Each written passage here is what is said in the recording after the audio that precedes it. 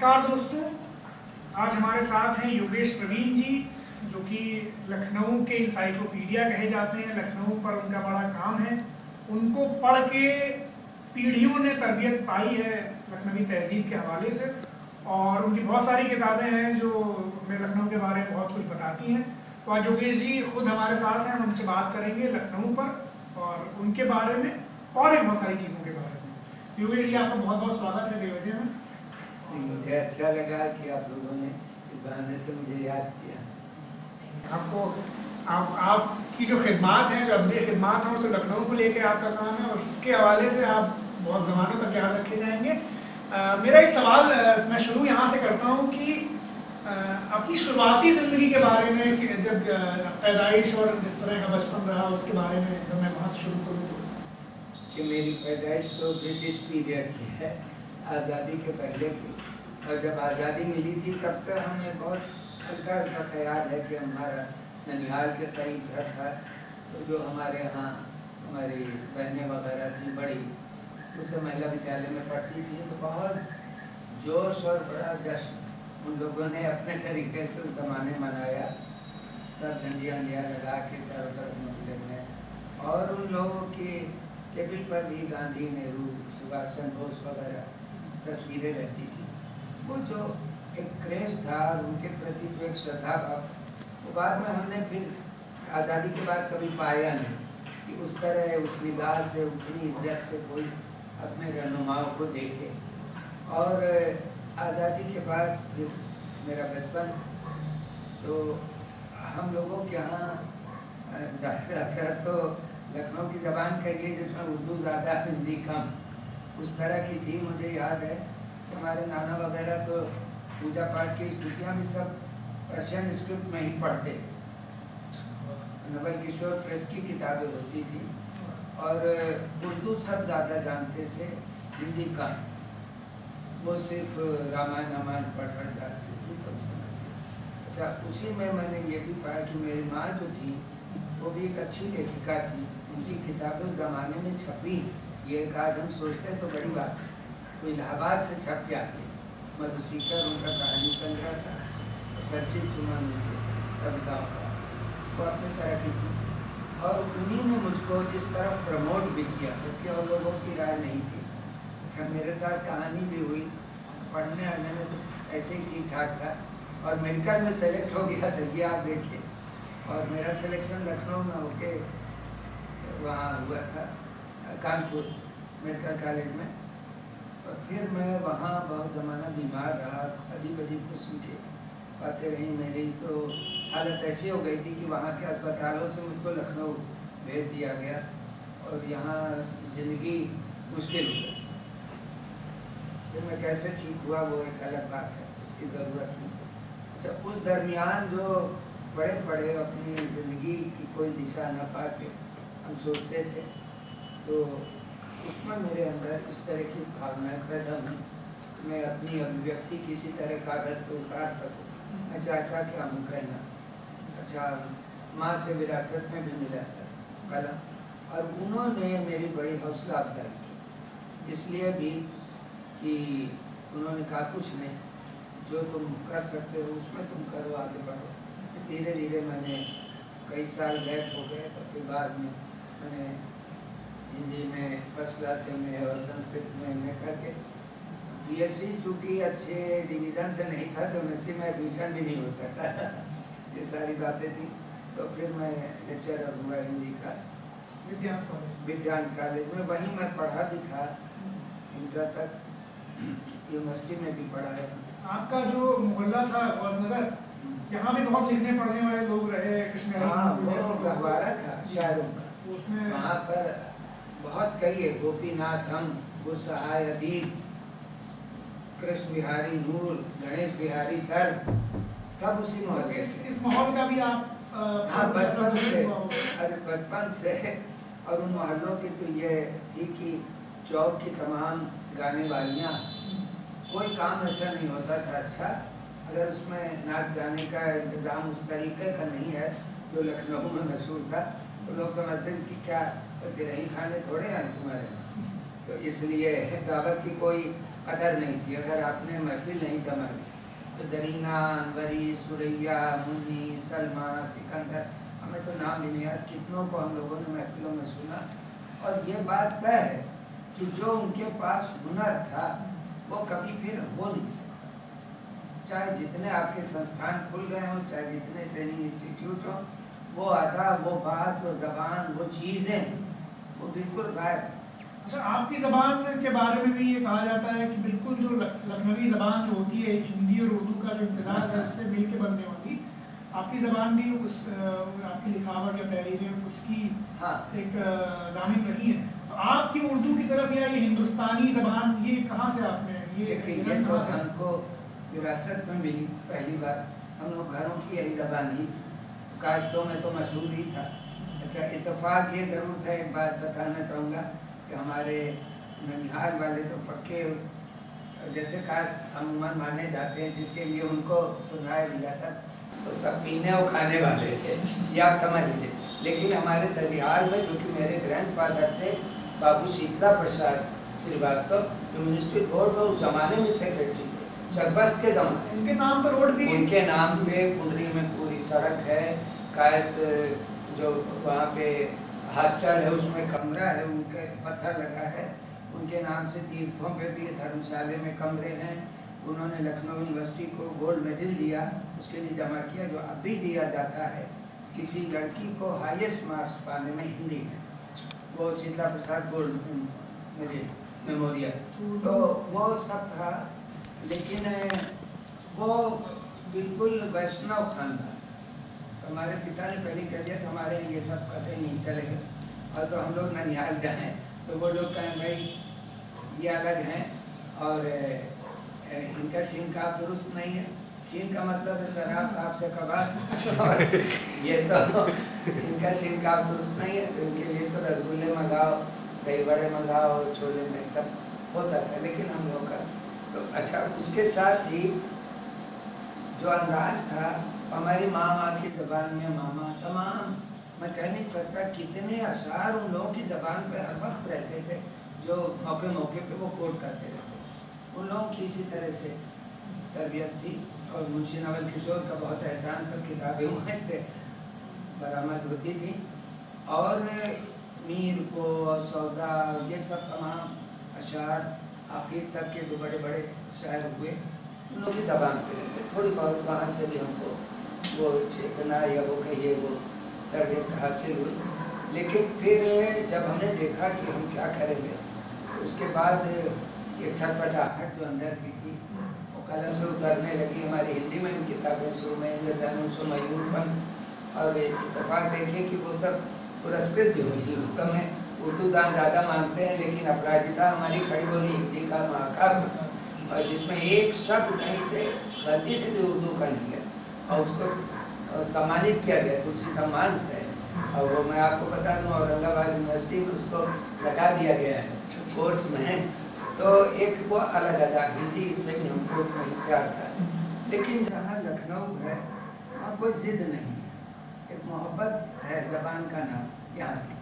जो मुहावरे, जो बात, थोड़ी बहुत हमारी जो बिलिकोठी नावल है उपन्यास, उसमें आपको उस वक्त का वो रंग मिलेगा जिस माहौल में हम बचपन में पले।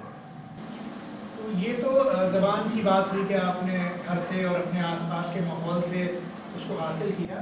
अब लिटरेचर की तो बात है कि आपने शुरुआती जो अपनी किताबें लिखी उनमें गीत भी थे और पोएट्री ज़्यादा थी। फिर ये लखनऊ पर लिखने की तरफ, जिसकी जो आपकी शोहरत का एक तरीके से मुख्य आधार है, ये लखनऊ के लेखन की तरफ आप किस तरह से? पहले ऐसे हुआ कि नागर जी के पास मैं आता जाता था, तो वो कहते थे कि इसको उर्दू आती है, इसलिए इस रास्ते पे हमसे आगे जाएगा, साफ कह देते थे। और हमारे साथ जो हमें लेके मोटरसाइकिल, मैंने कभी कोई गाड़ी चलाई नहीं, तो लेके जाते थे, तो उनसे भी कहते थे कि इसमें तो ये बहुत है, क्योंकि बोलता है तो लगता है कि साहित्य अपने आप उपज रहा है जैसे, तो सब बातें। तो फिर उन्होंने मुझे मौका दिया, छतर मंजिल में डॉक्टर नित्यानंद जी थे, उस समय बहुत बड़ा समारोह हुआ, तो उन्होंने कहा ये आसपास के महलों और इमारतों का पूरा इतिहास दर्ज हो, उनकी जानकारी हो, और उसी ज़बान में हो जो लखनऊ की। तो मैंने लिखा 30 पेज का वो मकाला था पूरा, तो तैयार किया, बड़ी मेहनत से। तो उसके बाद वहाँ पे पूरा उसके लिए डॉक्टर नित्यानंद जी ने कहा भाई तो नागर साहब बैठेंगे और नुक्ताचीनी करेंगे जो भी कमी होगी। तो वो बस एक सोफे पे आराम से गिलौरियाँ खाते रहे और सुनते रहे, उसको पूरा पढ़ा गया। मैं एक तरफ बैठा था, मैं तो उनके आगे एक मामूली शिष्य की तरह था। और उस समय मुजफ्फर साहब के फादर भी बैठे थे। उन्होंने कहीं उसमें कहा कि जर्नल को ये नहीं वो है वो नहीं। तो उनका राजा साहब आप ज़रा खामोश हो, बस मैं समझ रहा हूँ, आप नहीं समझ सकते, आप तो कूलर में पड़े रहते हैं गर्मियों में, उस ज़माने में ये सब नहीं थे एयर कंडीशनर वगैरह, तो आपको कुछ खबर नहीं। इस शख्स ने इन चीज़ों के जानकारी के लिए लखनऊ की मिट्टी छान ली है, इसकी चप्पलें टूट गई होंगी। ये अलमास बाग और मूसा बाग और सज्जाद बाग की तरफ की ज़ियारत करने वाले ये ज़ौक़ पैदा कैसे हुआ लखनऊ पर? जैसे मैं ये कह सकता हूँ कि लखनऊ पर लिखने की जो प्रेरणा थी वो, चूँकि मैंने शुरुआती दौर में आपको पढ़ लिया तो मुझे ये इंटरेस्ट जगा। आप किससे मुतासिर हुए या ये ख्याल कैसे आया कि भाई मुझे फिक्शन की तरफ? वो जो वक्त था वो मेरा बड़ी बेदिली का दौर था, आप समझ लीजिए। मैं अक्सर जाके कहीं ऐसी जगहों पे बैठ जाता था और अपना क्या करेंगे हम, आगे क्या है हमारी ज़िंदगी। इसी ज़माने में हमारी शादियाँ तय हो गई थी जो हमने सब तोड़ दी, मना कर दिया।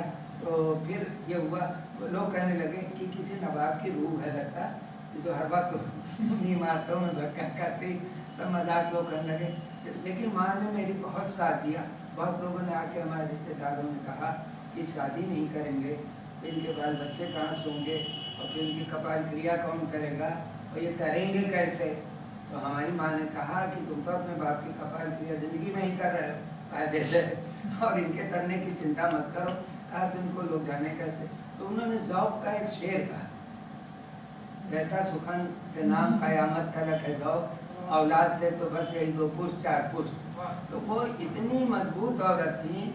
अली रज़ा साहब निमी हमारे घर आए, हमारे ही चीज़ों को पढ़ के मुतासिर होकर उन्होंने कहा you must feel proud of it that you are mother of Yogesh Praveen. इस तरह से उनको लोग नवाज के कहे। एक रास्ता बना। पहले तो देखिए वो दुख दर्द आप किताबों में देखेंगे, पीले गुलाब में है और ये सनम खाना में वो सब है। लेकिन बाद में जब मैंने वहाँ पर, उन्होंने राजा साहब से कह दिया, नागर साहब ने, और उन्होंने कह दिया जो इसमें लिख दिया है उस पर कोई कलम नहीं लगा। बिल्कुल शुरुआती दौर था। वो हमने कोशिश की थी, पहला मसला वही था हमारा लखनऊ। और उन्होंने उठ करके आके मेरी पीठ ठोकी और सीने से लगाया और कहा कि इस रास्ते में बहुत सी मंजिलें हैं लेकिन हमने कोई ऐसा काम नहीं किया। फिर विज्ञान कॉलेज में भी जो हमारे बड़े थे और नंद कुमार उप्रेती जी शर्मा जी कहलाते, वो सपना बस्ती के पिता जो गायिका है, उन्होंने स्टाफ रूम में 4 बार में जब हम बोलते थे और किसी चीज़ का लोग कहे भाई तुम्हारा एक पढ़ा लेख है इस तरह हमें अच्छा लगे, तो वो कहने लगी ये जो तुम यहाँ इतने लोगों में बैठते हो बोलते हो, ये लोग तुमसे सब सुनते, अगर तुम इसको कागज़ पे उतार लो तो बेहतरीन ज़बान में बहुत बढ़िया मजमून बन सकता है। तुम उसको लिखते क्यों नहीं, उसको छपा दो। उनकी प्रेरणा से मैंने स्वतंत्र भारत में शुरू किया लखनऊ की इमारतों को लेके, जिसका पूरा जो संग्रह है वो लखनऊ नामा है। वो शुरुआती दौर में, शुरुआती दौर। ये किस साल की बात होगी? ये बात होगी करीब 70 में आपकी शुरुआत एक तरीके से की थी ये लखनऊ को लेकर। लखनऊ को लेकर, हाँ, बल्कि 68-70 के बीच में, 65 में हम वहाँ पहुँच गए थे। अच्छा, और किन मैगजीन्स के लिए आपने लिखा है? तो फिर उस वक्त आप लोग सोचिए कि कादम्बिनी, सारिका, निहारिका और स्वतंत्र भारत ही था उस वक्त जिसमें मैं बातें लिखता रहा। और शिव सिंह सरोज साहब वहाँ बैठे होते थे, अशोक जी उसके संपादक थे, बड़े कदरदान लोग थे। और मेरे वो पूरे मजमून निकले, आप सोच लीजिए लखनऊ नामा उसी का संग्रह एक तरह से। अच्छा, ये एक बड़ी बात थी। फिर उसके बाद ये हुआ कि तो इमारतों को लेके उनके अंदर छिपी कहानियाँ या उसका वक्त और इतिहास उसी ज़बान में मैंने बयान किया। उसके बाद फिर ये हुआ कि मैं लखनऊ में और ज़्यादा दाखिल होता चला गया। तब मैंने महसूस किया कि बहुत चीज़ें बिखरी पड़ी हैं जिनको अगर मैं जोड़ूं तो अगली पीढ़ी को सौंप सकता हूँ, उसकी विरासत किसी बात है। फिर ये जो आपकी डूबता आवत है और ये बहारे अवध है, दास्ताने लखनऊ है, तमाम किताबें, और ये आपका लखनऊ है, इस सब में बिल्कुल अलग अलग है। आप देखिए कि डूबता अवध में इन्होंने लिखा है डॉक्टर नैयर मसूद साहब कि बहुत खूबसूरत, कोई नवाब नहीं है, कोई बेगम नहीं, कोई इतिहास नहीं, एक आम आवाम के अंदर से जो लखनऊ निकल के सामने आता है, वो कोई भी हो सकता है, इक्के वाला भी हो सकता है, वो तवायफ भी हो सकती है, वो एक आम आदमी भी हो सकता है। तो बहुत तारीफ की कि इसका नाम इन्होंने पता नहीं क्यों डूबता अवध रखा है, इस पर तो मुझे अवध उभरता हुआ दिखाई दे रहा है। वो बहुत मोहब्बत करते थे, आप यकीन जानिए। फिर रेडियो स्टेशन पे मैंने महसूस किया उस ज़माने में, जबकि नैयर साहब यहाँ थे स्टेशन डायरेक्टर, उन्होंने मेरी कई वार्ताएं वहाँ प्रसारित हो चुकी, उन्होंने कहा योगेश के सुपुर्द करते हैं कि कुछ लोगों को बुला के एक ऐसी महफिल की जाए। सबसे पहले श्रद्धेय अमृतलाल नागर जी को मैं मिर्जा जाफर हुसैन को समझ लीजिए मैं कैसे लाया, वो मेरा जी जानता है। आखिरी बहार। यहाँ मैं आपसे एक सवाल, मैं फतेह गुलाम की माफ़ी, मैं ये जानना चाहूँगा कि जब आपने लिखना शुरू किया लखनऊ पर, तब लखनऊ पर लिखने वाले ऐसे कौन लोग थे जो आपके लिए प्रेरणा का स्रोत बने या जिनको पढ़कर आप मुतासिर हुए, रेफरेंस के तौर पर आपने देखा? उसमें मैं ये कहूँगा नागर जी का तो रंग बिल्कुल अलग था, तो एक किताबें उन्होंने लखनऊ को लिखी बहुत बेहतरीन है, और वो मेरे प्रेरणा या गुरु की तरह है। यशपाल जी की कहानियाँ उस समय थे, इम्पेट रोड पे रहते थे, उनका घर था विप्लव, उनके एक प्रकाशन संस्था थी, तो मैं वहाँ भी गया, और भगवती बाबू नजरबाग में थे उस जमाने में, ये महानगर में। तो मैं मिला सबसे, नागर जी को मैं मानूंगा अपना इस गुरु, लेकिन उन्होंने मुझे हमेशा आगे कहा कि तुम इस पर बहुत कुछ और कर सकते हो। आगे मैं बढ़ता गया, लेकिन मैंने ये पाया कि लखनऊ के पास आम आवाम का जो इतिहास है, जो राजघराने का नहीं है, उसके जो किरदार है, उसने जो अपनी अहमियत दर्ज की है, उसको किसी ने नहीं लिखा है। इसलिए आप उसमें देखिए, नर्स है, कहीं के वाला है, कहीं कोई है, सबकी बातें आती हैं और खिल के आती, उसके पास अपना रंग है, अपनी ज़बान है, अपना जादू है, अपने तौर तरीक़े हैं, जो पहले किसी ने इस तरह से बात नहीं किए या तो या फिर लिखे नहीं। तो मैंने उसी ज़माने में ये लोग भी थे, जैसे बड़े बड़े लोग हैं, मसूद हसन रिजवी अदील साहब, या नैयर मसूद साहब, या जाफर हुसैन जिनका आपने नाम लिया। हाँ, तो ये उर्दू में जो पूरे लिखने वाले थे, आपने मुझे आती भी थी, लेकिन ये लोगों ने ज़्यादातर नवाबी ख़ानदान, जैसे अदीब साहब थे तो वाजिद अली शाह के सबसे बड़े माने जाते थे।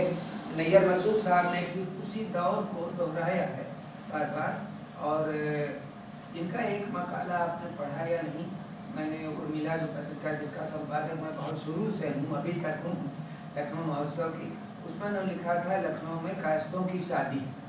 मुझे मालूम है, हाँ, मसूद साहब कोई लिख नहीं सकता, और वो वही जानते भी थे और काश्त भी नहीं जानते, क्योंकि वो नौबस्ते का है पूरा विवरण, नौबस्ता जो मोहल्ला है उनके करीब था, और वो नौ कलमदान वजारत कहा जाता है, यानी कि बड़े बड़े ऑफिस बेरर जो दरबार के होते थे वो वहाँ रहते थे। और उसका असर देखिए कि न जाने कितनी रामायणें उर्दू में नौबस्ते से बरामद हुई, उफक रामायण और तमाम तरह की पुस्तर रामायण, सब बड़े बड़े शायर थे, सब सक्सेना काश थे। अच्छा, तो उन्होंने उनके यहाँ का वो लिखा, तो इस तरह। लेकिन ये लोग आम आवाम की बात को, कि उसके पास भी अपने शहर की कोई पहचान है, इसको कभी अंडरलाइन नहीं किया। जो फिर नागर जी तो वो बड़ी बड़ी हस्तियों पे, जैसे तुलसीदास जी, सूरदास जी, खंडन में और मानस के उस तरह लिखने लगे। समुद्र में, लेकिन चौक के जो रहने वाले लोग हैं, खत्री परिवारों का खासकर, उन्होंने जो बहुत बढ़िया, उसका कोई जवाब नहीं है, वो बहुत अच्छे उपन्यासकार थे। और मैं सोचता हूँ कि मैंने तो सिर्फ लखनऊ के लिए कलम चलाया और लखनऊ को ही उजागर करने की पूरी कोशिश की, कि हर आदमी के पास अपना एक है, किरदार है, जिसको हम पहचाने दें, और उस तरह मैंने लिखा।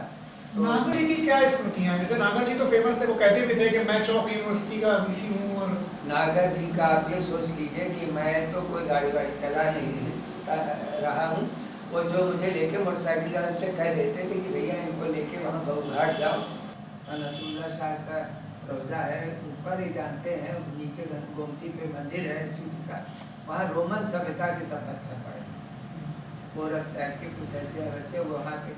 अब बताते थे कि अलमास लखौड़ी है, ये बहुत चौड़ी और गुलाबी रंग की होती है और चिकनी रहती, वो सारे तमाम बैग में लाद के वो राकेश हमारा जो सहयोगी था राकेश कपूर, वो सब लाद के नागर जी को नजर करता, बहुत कुछ होते थे घर पर, बहुत रुचि थी।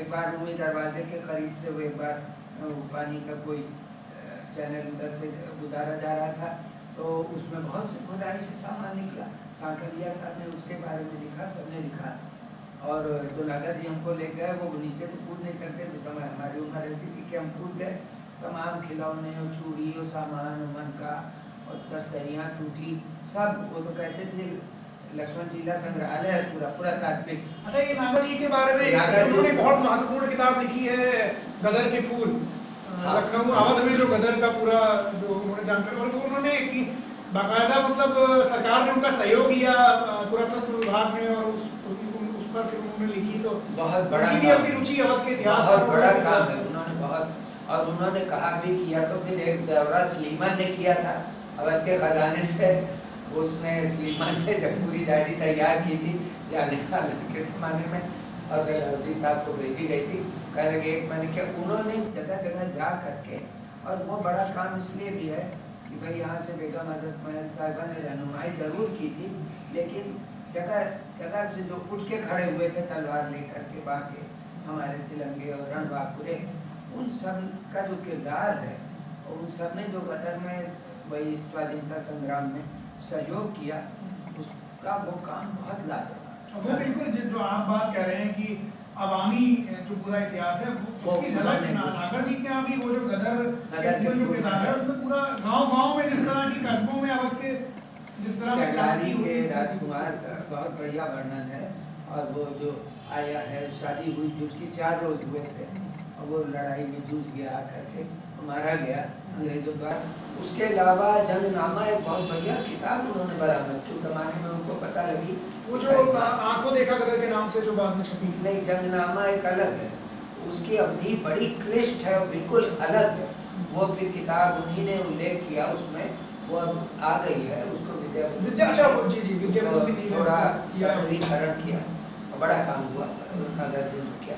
तो नागर जी मेरे साथ अलमाज बाग गए, अब तो सब बाग खत्म कर दिए गए, कॉलोनियाँ बन गई हैं हर 2 रोड पे, इस कदर खूबसूरत बाग था, उसके 4 फाटक थे, नागर जी ने हमारे साथ खड़े होकर तस्वीर वहाँ खिंचाई, और उन जगहों से मुझे पता नहीं क्या प्रेरणा मिलती थी। मैंने बादशाह बेगम ड्रामा बहुत बड़ा, आकाशवाणी में इतना बड़े चंद पे अब ड्रामा होता ही नहीं, हजरत महल बादशाह बेगम सब लिखे हैं, आकाशवाणी को सब उसी से प्रेरित होकर के, उसमें हर तबके की ज़बान अलग अलग है, बादशाह अपने अंदाज से बोलता है, बेगमाती अलग है, टकसाली अलग है, अवामी अलग है, तो सारी ज़बानों का जिक्र है।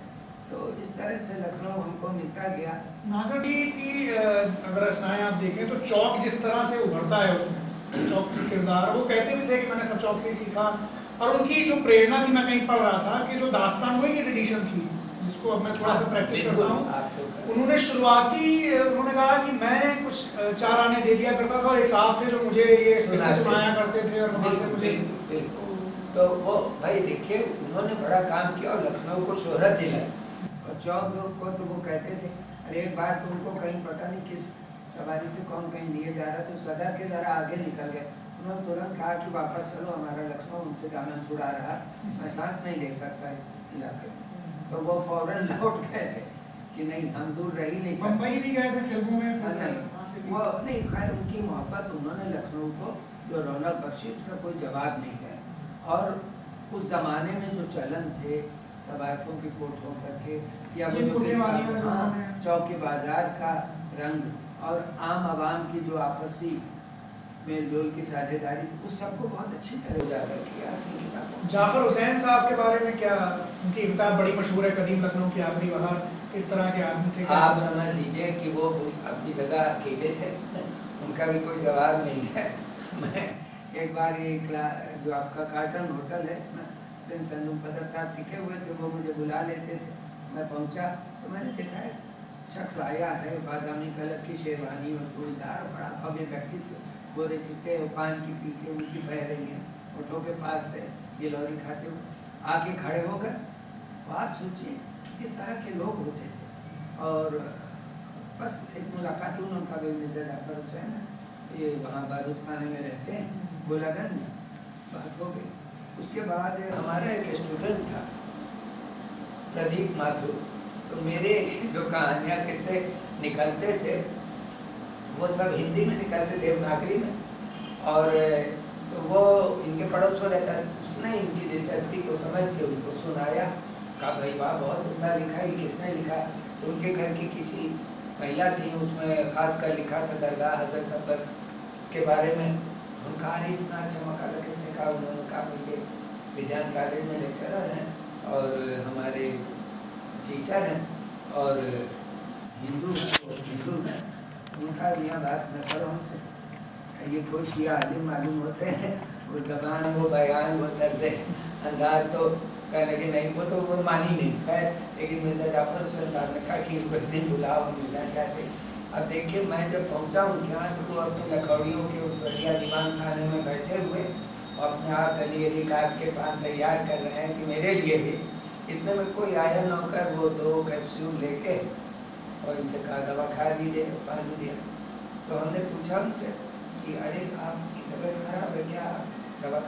कहीं नहीं, मैं जब पुरानी इमारत हो जाती तो धनिया उस जमाने तो शरीरें होती थी छतों पे शीशम की। तो कहा कि जब देखते हो कमज़ोर हो गई एक शरीर तो एक अड़ाना लगा देते हैं, और फिर जब दूसरी कमज़ोर हो गई दूसरा अड़ाना लगे, जो ये 2 अड़ाने लगाए जा रहे हैं मुझको दुरुस्त रखने के लिए, और वही खा रहे। तो हमने कहा आपको तकलीफ? कहा मुझे कल्ब का अर्जा यानी दिल की बीमारी। तो अब मैं बड़ा ताज्जुब में कि उस दिन ये जुगाड़ से चले आ रहे थे पैदा, और गए क्या करने थे कि वहाँ पे तलत महमूद साहब के जो खानदानी थे जिनको अपना गुरु मानते थे, उनका वहाँ पर वो है खानकाह है, उनकी रोज़ा है जुगाड़।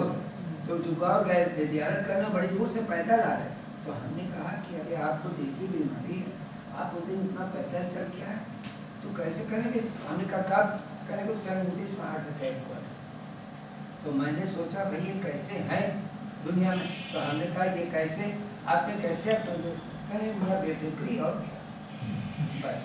अब वही आजकल नसीब नहीं किसी को। तो अच्छा वो बड़े अंदोज करने वाले आदमी। अच्छा मुझको जब आकाशवाणी की आपने बात कही तो बदलता लखनऊ कह के बुलाया गया कि आप जिम्मेदार हैं, आपके सब चुस्त हैं दुरुस्त हैं, आप सबको लाइए। तो यकीन मानिए कि वो मेरे लिए बड़े गौरव का क्षण था। मैं अमृतलाल नागर जी को मैंने बुलाया और मिर्जा जाफर हुसैन साहब को और डॉक्टर निगर मसूद उमर। उस समय मैं बिल्कुल छोटा था। तीनों अवध की मतलब लखनऊ पे अथॉरिटी और उसके साथ अब हमारे जानने वाले जाने कि वो जमाना क्या था। उमर चकबस्त उसमें हम लोगों को कम करते थे। और देखिए उस समय प्री रिकॉर्डेड कुछ नहीं होता, डायरेक्ट जा रहा है प्रसारण पे। अच्छा तो घड़ी से 1 घंटा बहुत बड़ा चंक होता था। तो बैठे अब उमर चकबस्त हम लोगों को ब्रिजनारायण चकबस्त जो बहुत बड़े सर उनके खानदान की लड़की थी, तो वो हम लोगों से पूछ रहे थे सब। अच्छा जब पहले पहुँचे ये तो एक वो हरे वेलवेट के वो टेबल है, कुर्सियाँ लगी, बेहतरीन स्टूडियो। तो नैयर साहब ने कहा तो बैठे। वो जैसे अंदर गए मिर्जा जाफर हुसैन साहब, उन्होंने कहा मुझे दफ्तर का बाबू समझ रखा क्या, कुर्सी मेज पे बैठा दे वहाँ पे उकड़ू। अब मुझे बेहुदा मालूम होता, अरे कहीं पे कालीन बिछा हो, गाव लगे हैं, तकिया हो तो तमीज से आदमी चैन से बैठेगा नहीं तो सुख से बोलेगा क्या? अच्छा तब उन्होंने कहा अच्छा अच्छा ठीक है। उन्होंने फौरन एक उसमें जहाँ औरतों के प्रोग्राम होते हैं कृषि इसी का होता, उसमें कालीन पे गाँव वाव मंगा के सब लगवाए। आप वो बड़ी अदा से शेरवानी का दामन संभाल के आराम से बैठे थे और बात हुई। अब बात जब होने लगी तो आप देखिए अंदाज जैसे आप लखनऊ को जानना चाहते हैं। उमा ने ऐसे ही पूछा, सबने अपनी अपनी बातें कही। नागर जी ने बार बार ये बात कही कि एक ज़माना ऐसा आएगा कि लखनऊ वाले पान खाना भूल जाएंगे, और अगर कहीं किसी पार्क में पान की पीक पड़ी मिली तो लोग ये कहेंगे कोई टीबी का मरीज यहाँ से गया। उनको नहीं पता था कि यह आलम लखनऊ को हो जाएगा, जरा जरा बच्चे मसाला चलाएंगे। तो हाँ, तो अब देखिए वो अपने अपने अंदाज में जमाने। तो उनसे पूछा गया यार मसूद साहब ने भी अपनी बातें कही, मैंने भी अपनी, लेकिन उस समय मिर्जा जाफर हुसैन साहब से पूछा गया कि भाई आप ये बताइए आपकी ज़िंदगी का सबसे बेहतरीन और यादगार दिन कौन सा रहा। बड़ी सादगी से उनका मेरी शादी का दिन और कौन सा दिन। तो सब बड़े भमचक पड़ते कि शादी तो बड़ा निहायत ज़ाती मामला, इसकी क्या अहमियत है पब्लिक के बीच में। तो उन्होंने कहा कि अरे क्या कोई ख़ास बात आपकी शादी में हुई। तो उन्होंने कहा देखिए ये बात हुई, लखनऊ को लेकर मैं बात करूँगा कि वो ज़माना था जब हम नौजवान लड़के थे, छोटी उम्रों में शादी हो जाती, तो हमारे मामा फूफा और चचा कोई मुंह नहीं लगाते थे। अगर हम लोग पास खड़े तो चलो अपना काम करो, खेलो जाके यहाँ क्या, ऐसे फटकारा करते। जो कभी मुझे मुंह नहीं लगाते उस दिन वो मेरा मुंह ही मुंह देख रहे और न उसके पेशतर वैसा दिन हुआ न उसके बाद, तो फिर वो मेरी बादशाहत का दिन था एक दिन की। तो आप क्या कह रहे हैं मेरी शादी उस तरह की। देखिए लोग कैसे होते हैं। अच्छा ये सारी गोष्ठी हो गई, इत्तेफाक से क्या हुआ हम बताना चाहेंगे सबको कि घड़ी देखी उमा ने और ये पता था कि 150-150 रुपये का चेक मिलेगा हम लोगों को उस समय जो फीस थी। तो घड़ी उन्होंने देखी तो देखा कि 1 मिनट अभी बाकी है।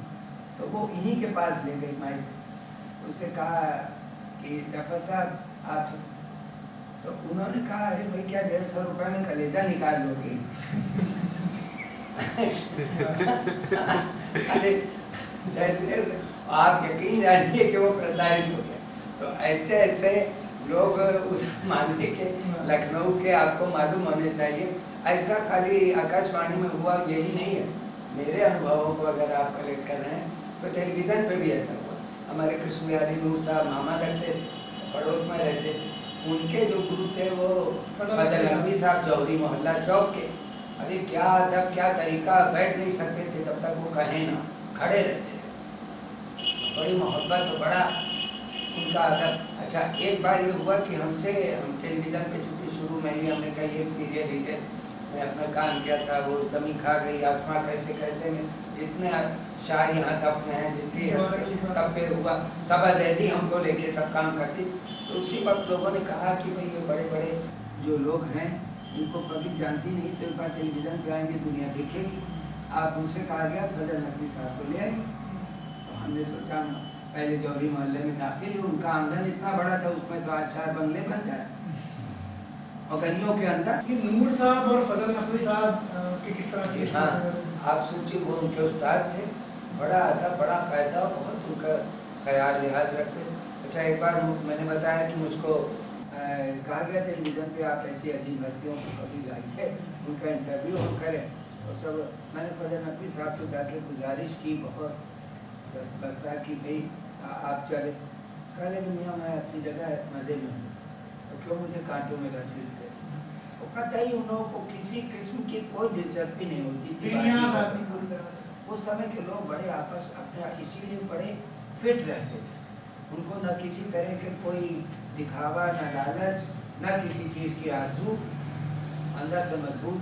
तो वो बहरहाल मैंने उनसे कहा नहीं भाई आप न चाहें तो क्या है, दुनिया तो आपको देखना चाहती है, आप बोलेंगे सुनेंगे लोग, और दूसरी चीज़ है आप पर्दे पहनेंगे तो बहुत लोग मुफीद होंगे, प्रेरणा पाएंगे सब। खैर मैं ज़बरदस्ती उनको जौहरी मोहल्ले से निकाल करके ले गया दूरदर्शन के स्टूडियो में, वहाँ बैठे गए। मेरा उस पर काम नहीं था, वो एक दो उनके साथ थी लड़की, वो पूछ पाछ रही थी सवाल, हम बाहर बैठे हुए थे देख रहे थे टेलीविज़न पर। तो अब उस समय तो रिकॉर्ड करके फ्री होता नहीं था, डायरेक्ट टेलीकास्ट। तो अब वो पूछते रहे सब बातें उन्होंने बताई जो भी। उनके ज़्यादातर शागिर्द हिंदू थे, ये मैं बताऊँ, माथुर लखनवी और एक वो जो आपके यहाँ दबीर का मकान है वहीं उनका मज़ार भी है, नखास चौराहे से ज़रा आगे बढ़े हैं तो ताल कटोरे का ये शफक सानी नहीं माथुर लखनवी के नाम से शायर। माथुर लखनवी तो बहुत मशहूर शायर है, वो हुसैनी शायरी करते थे। करबला वो उनके शागिर्द वो भी थे ना। ये हम लोग सब इकट्ठा गए हैं मठिया बुर्ज कलकत्ते। अच्छा बदर साहब ने पूरी बोगी लखनऊ वालों से भर करके कलकत्ते ले गए, तो उसमें हम भी गए थे। तो फजल साहब थे। अच्छा फजल साहब को मैं ले गया और वो बैठे हैं, उनसे तमाम बातें कि उनकी शायरी का क्या रंग है, कौन कौन सा सब पूछा पाछा। आखिर में वो जो कंपेयर थी लड़की, उसने ये कहा कि देखिए फैज़ अहमद फैज़ का बड़ा मकबूल शेर है, दोनों जहान तेरी मोहब्बत में हार के जो जा रहा है कोई शब गम गुजार के, इस पर रोशनी डाली है फजल साहब आपके। अरे उन्होंने ऐसा टेढ़ा मेढ़ा मुँह बनाया, इधर मुँह मोड़ लिया और बहुत ही उनका भैया क्या बेकार। अरे कहने के बड़ा मशहूर शेर दुनिया के पर्दे में, आप इस पर कुछ कहिए। कहने मेरे हिसाब से तो निहायत तो गलत बेकार। कहा क्यों? कहा इस्लाम के एतबार से दो ही जहान और ये कमअखर दोनों हार गया, ये चंडाल जा कहाँ है। वाह तो आप सोचिए कि वो लोग क्या हुआ करते थे, कोई उनको किसी किस्म के नूर साहब के बारे में कुछ।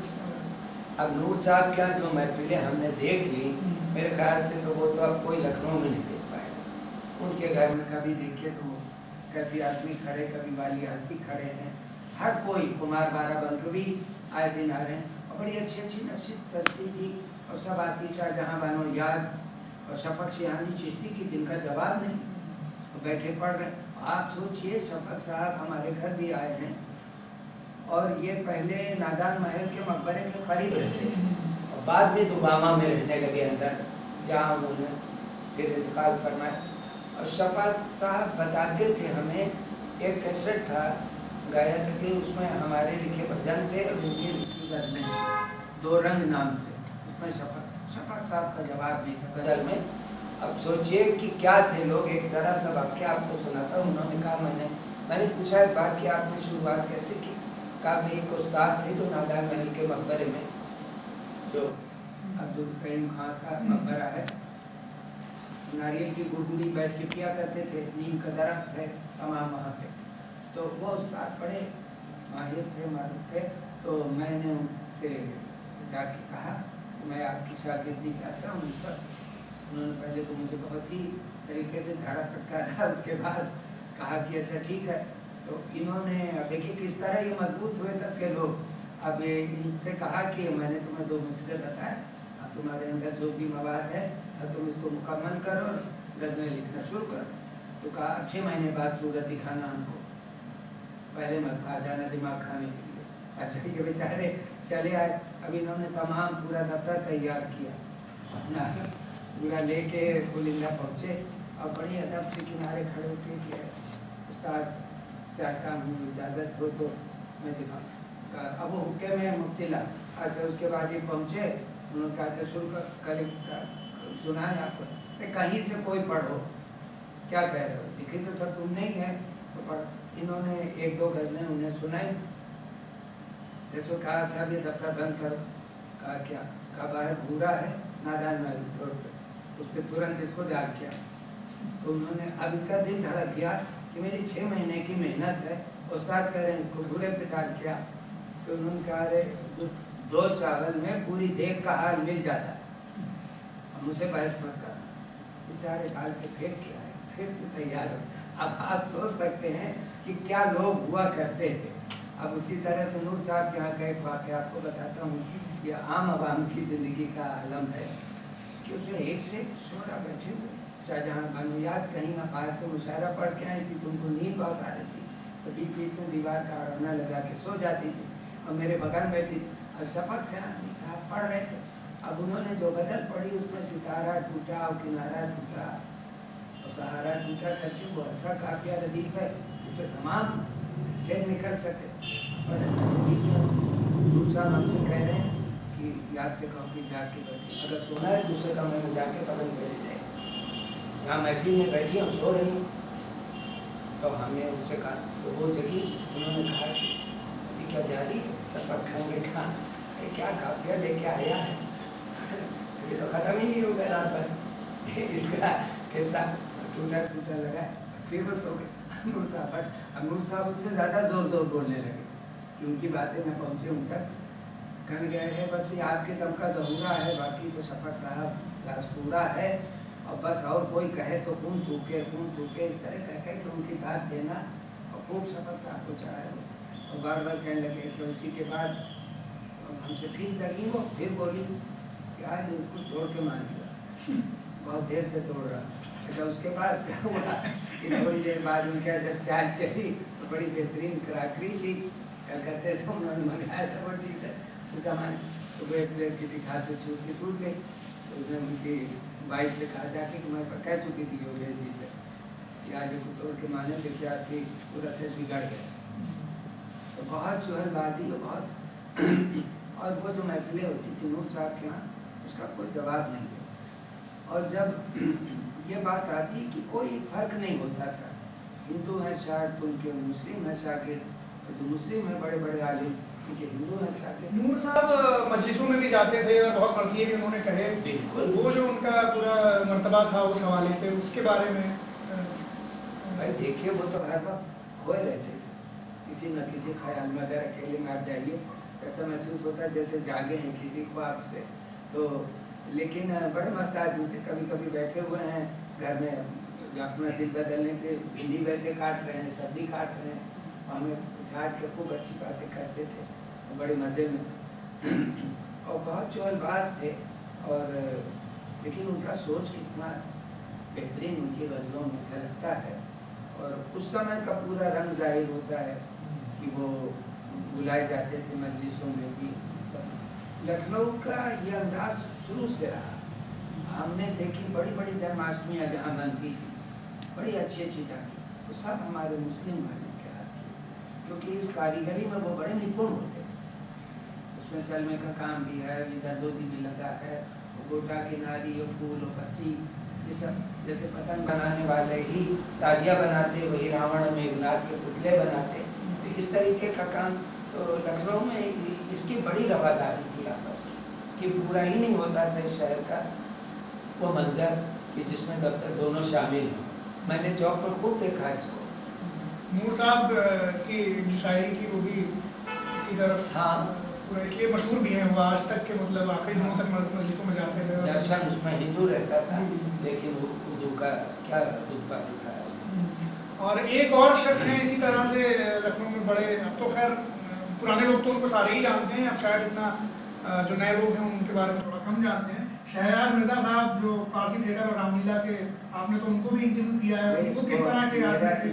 इत्तेफाक है कि मेरे हिस्से में वो बात आई कि विजय नरेश जी थी, जहाँ पर आपके संगीत नाटक अकादमी में और शास्त्री खंडे जी थे, कौन थे सचिव उस समय, और भी तो उन्होंने मेरे से कुछ किया। मैं ज़्यादा तो उनको पहले नहीं जानता था, चौक की रामलीला में उनका बड़ा किरदार रहा। फिर वो बड़ा लंबा इंटरव्यू, कई रोज तक मैं गया उनको रिकॉर्ड करने। उस समय वो तो बड़े बिल्कुल अलमस्त फकीर तबीयत आदमी थे।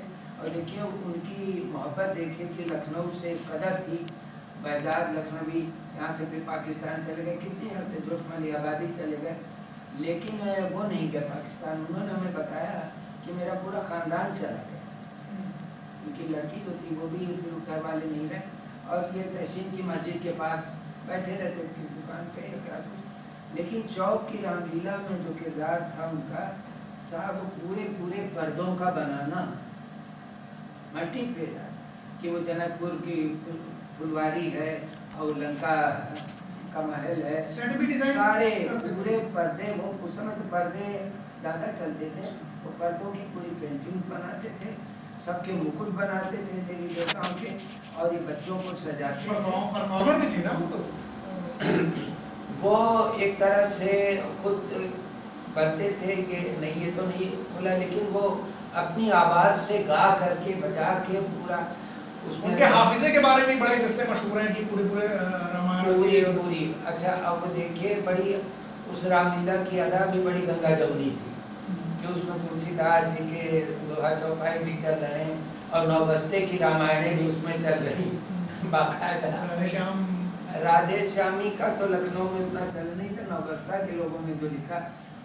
और उर्दू रामायण, हाँ उर्दू रामायण देखिए कि मुझको उन्होंने खुद बताया कि वो बचा चमन में चमेली जूही न बेला है, रखौट राम शरीफा बचा न खेला है, इधर हजारों हैं और वो उधर अकेला है, सारे माली दिए हैं पछाड़, हुजूर एक बानर निहार, सारा गुलशन दिया है उजाड़, हुजूर एक बानर निहार। लंका में हनुमान जी के जब वशुभट का विध्वंस हुआ, और बड़े अलग अलग अंदाज में बगल फुलवारी में जानकी आई हैं। सुनाते थे वो? हाँ, उस इंटरव्यू में सुनाया? हाँ, इंटरव्यू में सब सुना है।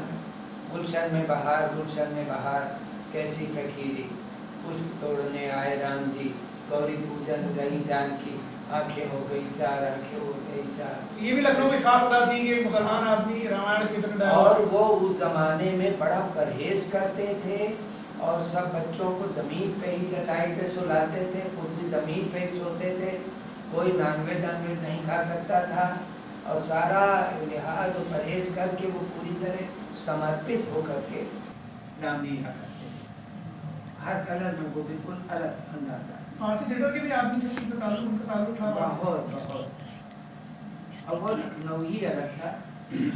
बहुत आखिरी दौर की मैं एक बात बताता हूँ जहाँ पर यह है कि कौमी यकजहती कह लीजिए, जो भी हर कोई हर किसी के लिए है। तो यहाँ वेजिटेबल ग्राउंड पर एक रामलीला जो कि रिफ्यूजीज के आने के बाद शुरू हुई होगी, आलमबाग जब बसा पंजाबियों की, मैं उसमें बुलाया था। उसमें बडेल साहब हुआ करते थे, बडेल साहब मशहूर थे।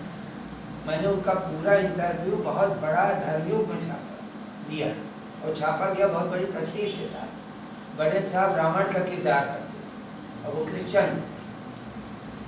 उनके मुकाबले में उस समय कोई रावण का रोल करने वाला लखनऊ में नहीं था। जिस तरह गरज करके बोलते थे और न जाने कितने शेर पढ़ते थे और कितने छंद संस्कृत के और हिंदी के अवधि के सब उनकी जबान पे थे। रावण के किरदार के लिए मशहूर थे। आप सोचिए कि उस समय उन पर बहुत फोकस किया गया और उस पर कई बार उनके कम्युनिटी के लोगों ने आके एतराज़ भी किया, तुम्हें क्या मज़ा आता है रावण बनने में और बार बार राम के हाथ से मरने में। तो उन्होंने कहा कि मेरे दिल से कोई पूछे। तो एक बार उनके घर में गए तो उन्होंने देखा, कहा भाई अब तो गजब है। और राम जानकी की बहुत अच्छी तस्वीर लगी थी उनके ड्राइंग रूम में। तो उन लोगों ने कहा भाई ये तो इंतहा हो गई, जब ये राम जानकी की तस्वीर तुम लगा के बैठे हो। उन्होंने कहा दुश्मन को नज़र में हमेशा रखना चाहिए। तो बड़े अंदाज। बख्शी का तालाब में अभी भी एक रामलीला है जिसमें सारे जो बड़े किरदार हैं अब समान, उस पर बड़ी अच्छी रेडियो में रिपोर्ट भी बनी, उसके ऊपर कॉल जो पुरस्कार है वो दिया गया। ये शहरयार साहब का कोई किस्सा, क्योंकि उनके बारे में ज़रूरत तो ये है कि ज़्यादा से ज़्यादा जाना जाए, बड़े आदमी थे, बड़े आर्टिस्ट थे, लेकिन उनका इंटरव्यू मैंने कोशिश की अगर निकल आए तो बहुत चीज़ें निकल आएंगी। लेकिन उस वक्त की बात यह है, देखिए किस तरह की मजाक थी, कैसे बात करते थे। मतलब मैंने चौक के मंदिरों में जो देखा कि अगर छठी है भगवान कृष्ण की कुंकुम जी की कोठी में और मंदिर है उसके अंदर, तो चौक से तवाज़ें आती थी मुबारकबादियाँ गाने के लिए, सेहरा गाने के लिए। अंदर जो मंदिर रामचंद्र जी का जब उसमें होती थी, तो मैंने इस अंदाज में देखा है कि और क्या उन लोगों के पास अपने सब जो होते थे पढ़ने वाली चीज़ें, वो आजकल कोई समझ नहीं सकता कि पूरा सेहरा, हालांकि उसको किसी फिल्म में, बहुत पुरानी फिल्म में यूज़ किया गया था, लेकिन मैंने जरीना और अनवरी से वो सेहरा सुना कि आके भगवान राम सामने बैठे हैं जानकी के साथ और गा रही हैं कि उसमें मुबारक उनको फूलों का बना कर लाए हैं सेहरा, हम अपने दिल के टुकड़ों का सजा कर लाए हैं सेहरा। उधर वो उनके सर से बन के लग जाएगा सीने से, उधर वो उनके सर से बन के लग जाएगा सीने से, इधर हम अपने सीने से लगा कर लाए हैं सेहरा। आज के ज़माने में कोई कुछ इनके आगे कह सुन लिख सकता ही नहीं। नज़र गैरों से बढ़कर प्यार में अपनों की लगती है, नज़र गैरों से बढ़कर प्यार में अपनों की लगती है, तो हम अपनी भी नज़रों से बचा कर लाए हैं। दामन डाल के साड़ी का यूँ करके गाती थी। वो अंदाज सोचिए आप कि दुनिया झूम रही है, भगवान राम की झांकी सजी और एक कवायद अपना नजराना पेश कर रही है, क्या कोई कर पाएगा दिखा। और इस तरह कौमी एकजहती की जब बात आती है, आपने तो चूँकि उस दौर का भी लखनऊ अपने बचपन से देखा, किस तरह की मिलीजुली आबादियाँ थी, कैसे तौर तरीके थे, क्या रस्म रिवाज थे? बहुत घरों में तो आप ये देखिए कि हमारे लोग यहाँ भी जो गाने आने के लिए मुस्लिम फैमिली के लोग हैं, हमारी माँ से कहती थी कि भाई मुबारक को अपनी आँखों में अपना चिराग देख लिया और ऐसे ही अच्छे आप हमें बुलाती जाएं और हम आपकी चौखट पे आते जाएं। और इस अदा से कहती थी, अरे आप तो लखनऊ के खानदानी हैं, तहजीब तो आपके घर की लौंगी। तो वो जो बातें थी वो लोग भूल जाते थे। जैसे आप खाना क्या खा के आए, इससे किसी को कोई लेना देना नहीं, आपके मुंह से निकलता क्या है इससे मतलब है। उसी तरह वहाँ किसका दीनो मजहब क्या है, किसके घर का तौर तरीका, तो उससे सामने आकर के उसका किरदार क्या है, ये समाज के लिए होता है। तो बहुत बड़ी बात है। और लखनऊ अपनी ज़बान के लिए बड़ा मशहूर है कि ये कहा जाता है कि लखनऊ वाले पहली जिस चीज़ से पहचाने जाते हैं वो उनकी ज़बान है। तुरंत एक इम्तियाज़ हो जाता है लखनऊ वाले में और बाहर वाले में। तो इस ज़बान की क्या झलकियाँ हैं?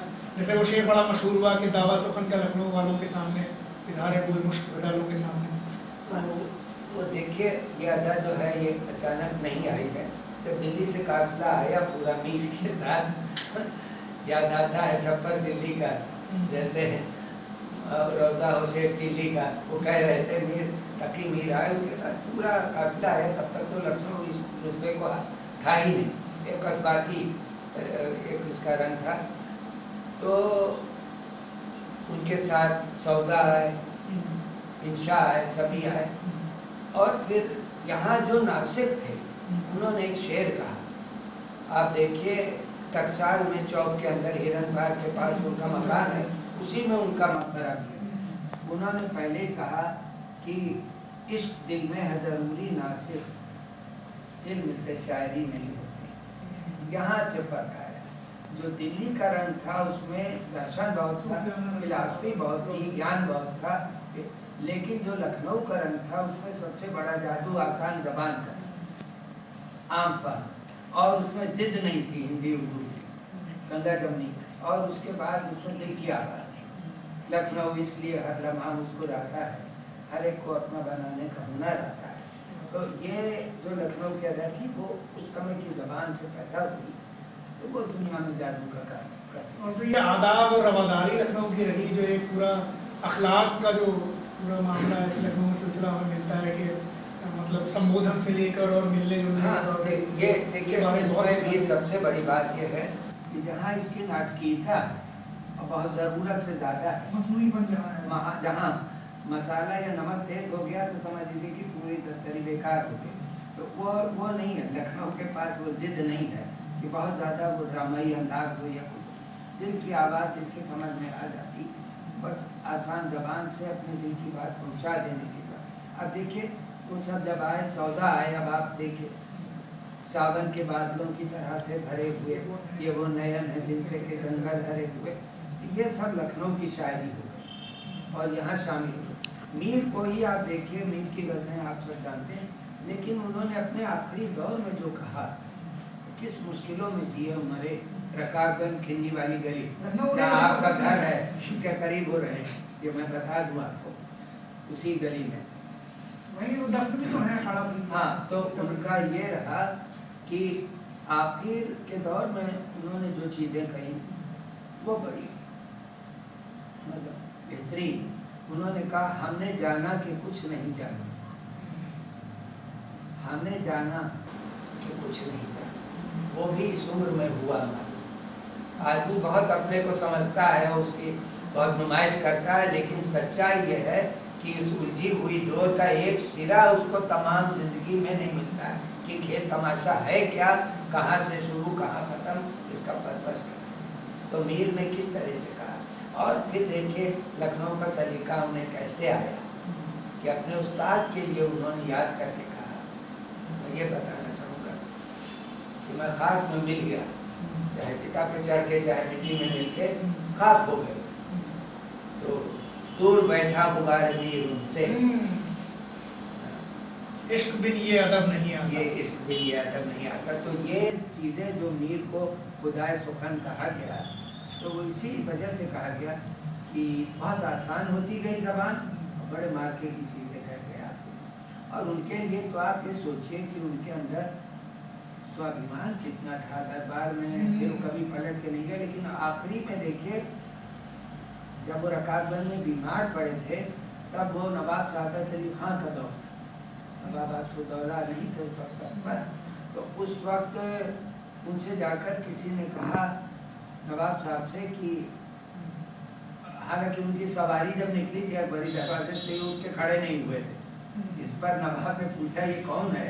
जो बैठा था तो बैठा ही रहा, साहब उम्मीद तक ही नहीं, वो अपने आप में खोए रहते।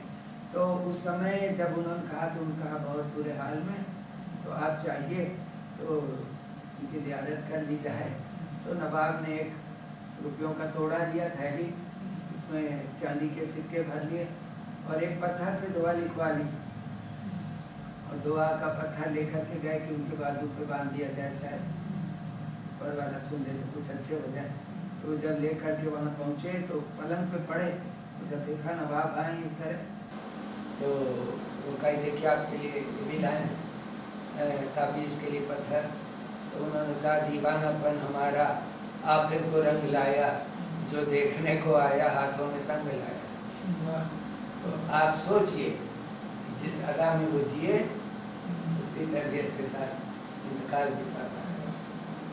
तो लखनऊ का एक ख़ास रंग ये भी है कि जैसे मीर अनीस के मरसियों के बारे में कहा जाता है कि खासियत उनकी ये है कि उनके सारे किरदार अवध के किरदार मालूम होते हैं बजाय कहीं बाहर के बाहरी किरदारों के।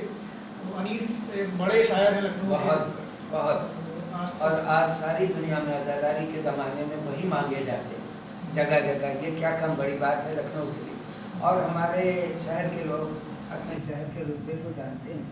सबसे बड़ा अफसोस है, आप जाइए पूछे मीर अनीस में उनकी ड्योढ़ी देखिए और उनका मकबरा जहाँ वो दफन है। कमाल की बात क्या है? कमाल की बात है कि दबीर पहले से थे, वो अनीस छोटे थे उनसे। मिर्ज़ा दबीर मैंने आपको बताई कि जाने आलम ने उनके तारीफ में कसीदे कहें, तो दबीर का कहने का तरीका अपना अलग अंदाज था। अनीस के पास ज़बान का जादू था कि उन्होंने आसान कर दिया। अगर दबीर ने कहा ज़ेरे कदम में वालदा फिरदौस से भरी है, तो अनीस ने कहा सुनते हैं माँ के पाँव के नीचे बारिश है। तो ये फ़र्क हुआ तो पब्लिक को ज़्यादा अच्छा लगा। तो एक तरह से दबीर की वो जो मजलिसें थी वो सब अनीस के हिस्से में आने लगी और ब्रिटिश पीरियड तक ही रहे।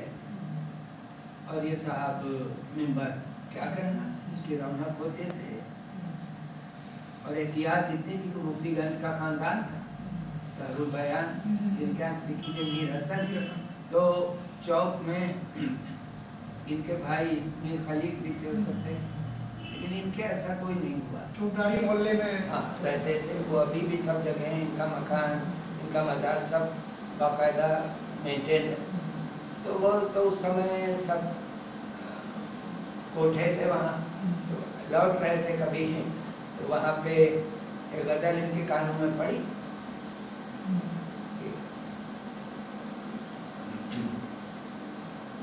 मुझे आना मिले क्यों कर तेरी महफिल में जाना ना, मेरी सूरत गदाई आना तेरा दरबार शाह। तो ये समझ गए कि ये ज़बान मेरे घर की, ये कलम और उनकी। इन्होंने घर में आके कहा कि ये क्या कि हमने हमेशा ये कॉल किया कि हमारे यहाँ के कलम सिर्फ उनके लिए है, मतलब पंजतन पाक के लिए कहिए या ये कहिए कि हमारे हज़रत हुसैन अलैहिस्सलाम के लिए। ये कोठों पे कैसे हमारी कलम पहुँच गई? तो उसने बहुत दुआई की कि मेरी गज़ल नहीं। उन्होंने कहा क्या मैं अपने ख़ानदान की खुशबू नहीं पहचानता? पास की तो उसको जा पड़े तो पड़े। अच्छा आप देखिए कि उसके बाद अनीस ने बड़े आसानी से कि या रब रसूल पाक की खेती हरी रहे, संगत से मांग बच्चों से गोदी भरी रहे, ये अवध की सारे दुआएं हैं, आशीर्वाद हैं। और यहीं की ज़मीन की बात, वहाँ खेती हरी होने का कोई सवाल ही नहीं, लेकिन अपनी पहचान आदमी दर्ज करता है। अब फिर आप देखिए कि अनीस जब नहीं रहे तो वो दबीर ने उनके कब्र पे जो लिखा है तारीख़ वफ़ा के पर तो लिखा है वहाँ पे, हाँ वो बड़ा आसमा बेमाह कामिल रूह बेसिद के इला दूर सीना बे कलीमुल्लाह और मिंबर बे अनीस। तो ये देखिए जब प्रतिद्वंदी के दिल से ये आवाज़ निकल आए तो उसका रुकावट बदल। आतिश और नासिर में भी ऐसे ही रिश्ते रहे, प्रतिद्वंदी रहे, लेकिन जब एक की मौत के बाद दूसरे ने शायरी करना छोड़ दिया। हाँ और दया शंकर नसीब बताइए उनके ज़ेरे कदम बैठ करके लिखते थे। जिसके शिष्य थे कश्मीरी ब्राह्मण, गुलजार नसीम उनकी बहुत मशहूर मसनवी। बड़ा काम लखनऊ में, वो देखिए आपके जिसको प्रेमचंद ने अनुवाद किया, फसाना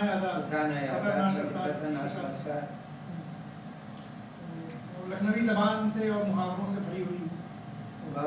एक चीज़ अच्छा इस अदब से अगर वापस आकर मैं आपके लेखन की तरफ आऊँ तो बार बार एक चीज़ हमें जो कुछ लोग जो आपकी तनकीद करते रहे वो ये कहते रहे कि भाई वो हिस्टोरियन तो नहीं है, किस्सा गो ज़्यादा। हालांकि मैं तो अपने आप को किस्सा गो कहता हूँ और फक्र से कहता हूँ, और शायद वो किस्सा गो मैं इसलिए भी हो पाया कि मैंने आपको पढ़ा।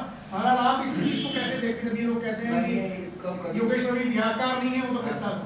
ठीक है, लेकिन मैंने कभी इसका ना बुरा माना, मैं इसकी परवाह की, क्योंकि मैं आम आवाम का एक नुमाइंदा हूँ। और सबसे बड़ी चीज़ है, मैं हिस्ट्री पर कतई अमल करता ही हूँ, क्योंकि हिस्ट्री तो का पाया देख करके चार चमचों के द्वारा लिखी जाती है। उसमें आप सही गलत क्या ढूंढ पाएंगे, सिवा उनके कसीदों के, उनकी स्तुति के, कुछ होता नहीं है। वो किसी दरबार की हो, बाद में वो चेकोस्लोवाकिया के म्यूजियम में एक जगह राजदंड रखा है, तो किसान का हल भी रखा है। वो राजघराने का इतिहास है या आम आवाम का इतिहास? तो जनता के पास जो इतिहास, जनता को जो चाहिए, जनता की जो रंग वो बहुत जरूरी है। वो खाली नवाबों के, वो तो आदमी कहीं से उतार लेगा, लिख देगा, बना लेगा, तो मैं उस पर ज्यादा बिलीव नहीं करता। आप खुद को क्या मानते हैं, इतिहासकार मानते हैं या किस तरह का? मैं ये सोचता हूँ, मैं रचनाएं लिखता हूँ गद्य में, पद में, लेकिन वो लखनऊ का रंग लेकर के आती हैं। उसमें हमारा अतीत भी आता है, हमारी सामाजिकता भी आती है, हमारी जबान आती है, हमारे तौर तरीके आते हैं, हमारा कल्चर आता है। मैं कल्चर पे ज़्यादा काम करता हूँ, हिस्ट्री पे कम करता हूँ। ठीक बात है, ये बड़ी पते की बात आपने की। जब मैंने कभी ये दावा कर दी ही नहीं कि मैं कोई हिस्टोरियन हूँ। मुझे हिस्ट्री से यूँ ही बहुत ज़्यादा दिलचस्पी नहीं। एक बार कल्चर, क्यों वो हमारी विरासत है, और हमारे पुरखों के द्वारा वो कल्चर जो मिला जुला कल्चर है, जो भी जहाँ का हो उसकी बात है। मैं लखनऊ महोत्सव में उर्मिला का संपादक बहुत शुरू से, एक दो बार ऐसे यहाँ पर हुआ कि तौर तरीकों पे बात हुई, तो मैं बहुत सावधान हूँ उस मामले में। मेरा अपना अलग सोच है, मैं परवाह तो करता ही नहीं किसी की, ना मैं किसी तराजू पे बैठने के लिए बेचैन होता हूँ कि मुझके तौले है। शकील बदायूनी का एक शेर है कि शेरो अदब की राह में हूँ खामजन शकील, अपने मुखालिफिन की परवाह किए बगैर।